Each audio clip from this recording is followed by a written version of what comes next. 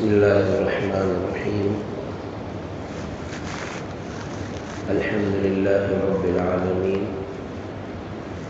وصلى الله وسلم على نبينا ومولانا محمد وآله وأصحابه أجمعين، أما بعد. أعوذ بالله من الشيطان الرجيم. بسم الله الرحمن الرحيم. وما خلقت الجن والإنس إلا ليعبدون ما أريد منهم من رزق وما أريد أن يطعمون. میرے بھائیوں اور بزرگوں، رمضان المبارک کا پہلا عشرہ مکمل ہو رہا ہے، اور حدیث کے مطابق نبی صلی اللہ علیہ وسلم کے فرمان کے مطابق یہ حصہ رحمت کا ہے۔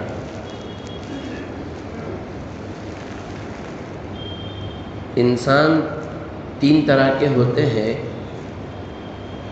بہت سے لوگ وہ ہوتے ہیں جو شروع سے ہی کلیئر ہوتے ہیں،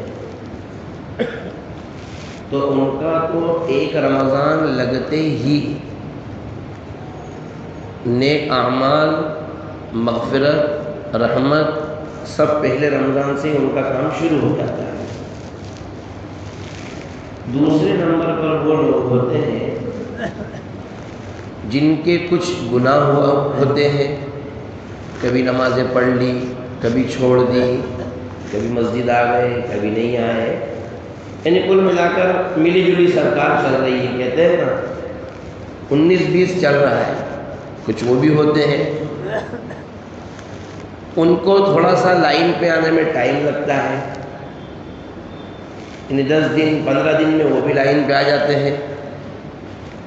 اور کچھ وہ ہوتے ہیں جو پورے سال گناہ کرتے ہیں، اور رمضان میں آ کر کے انہیں توفیق ہوتی ہے کہ یار اب اپنوں کو بھی کچھ کرنا چاہیے، اپن بہت غلط کر رہے ہیں، شراب کی عادت بہت غلط لگی ہوئی ہے، جوا کی عادت بہت خراب لگی ہوئی ہے، اب اپنوں کو بھی لائن پہ آنا چاہیے۔ تو حدیث میں جو کہا گیا ہے، پہلا رحمت ہے، دوسرا مغفرت ہے، اور تیسرا آنکھ سے خلاصی ہے، یہ تیسرے نمبر والوں کے لیے ہے۔ ورنہ جس کے کاغذ پہلے دن سے کلیئر ہے، وہ تو نئی گاڑی ہوگی تو نئی گاڑی تو بھائی شو روم سے نکلتے ہی آن روڈ ہو گئی، اس کے سارے کاغذ ڈاکیومنٹ کمپلیٹ ہے، آپ پورے ہندوستان میں کہیں پہ بھی ٹور پہ چلے جاؤ۔ دوسرے نمبر پر سیکنڈ گاڑی ہوتی ہے جو آپ لے کر کے آئے ہیں، کاغذ اس کے بھی کمپلیٹ ہے، ایکسیڈنٹ نہیں ہے، وہ کاغذ اس کے بھی کمپلیٹ ہے، لیکن نام ٹرانسفر ہونے میں تھوڑا اس کا کیا لگتا ہے، ٹائم لگتا ہے۔ اور ایک گاڑی وہ ہے جو ایکسیڈنٹل ہے، ایکسیڈنٹ ہوئی ہے، تو اب اس کی تو باڈی بنانے میں بھی ٹائم لگے گا، کاغذ کمپلیٹ کرانے میں بھی ٹائم لگے گا، اور پلس NOC نکالنے میں بھی ٹائم لگے گا۔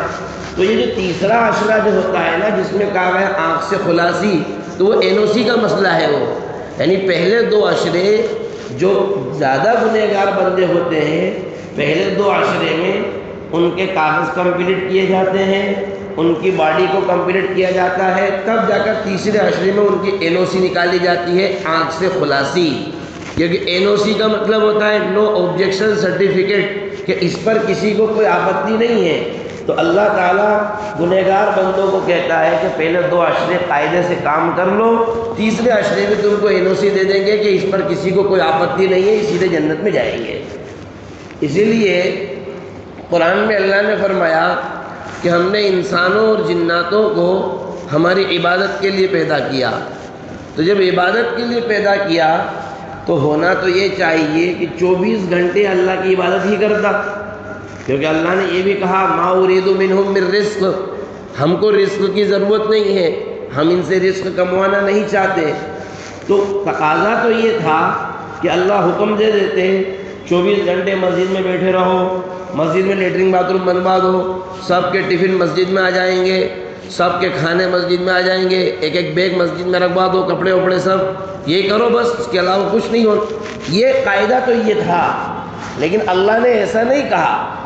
ہمیں عبادات کے ساتھ ساتھ اپنی ضروریات کو بھی پورا کرنے کا حکم دیا. بیوی بچے لگے ہوئے ہیں، کاروبار لگے ہوئے ہیں، مارکیٹنگ لگی ہوئی ہے، اور بھی بہت سارے کام لگے ہوئے ہیں.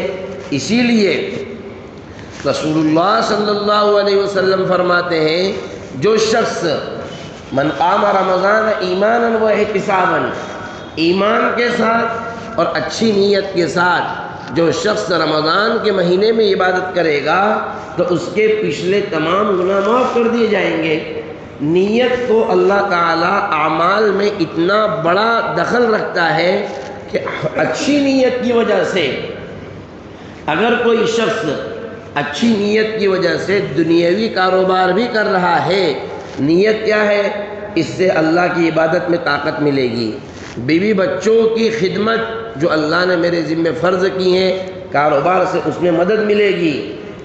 کاروبار اس لیے کر رہا ہوں مال بڑھے گا، زکوٰۃ نکالوں گا، اس لیے کر رہا ہوں غریبوں کی مدد کروں گا.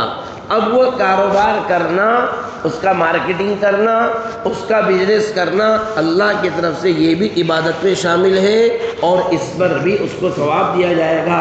تو ہو گئے 24 گھنٹے عبادت کے، 24 گھنٹے عبادت کے ہو گئے. لیکن شرط کیا ہے کہ انسان کو اپنی نیت کو خالص کرنا چاہیے اللہ تبارک و تعالیٰ کو راضی کرنے کے معاملے میں.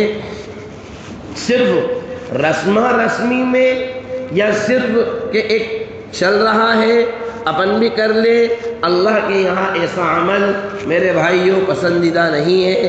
اس لیے اللہ تعالیٰ نے ہمیں جو ایام عطا فرمائے ہیں، یوں تو اللہ کے نزدیک سارے دن، ہر ایک دن کی کوئی نہ کوئی ویلیو ہے، لیکن کچھ دن خاص ایسے ہیں جن کو اللہ نے اپنی طرف متعین کیا ہوا ہے.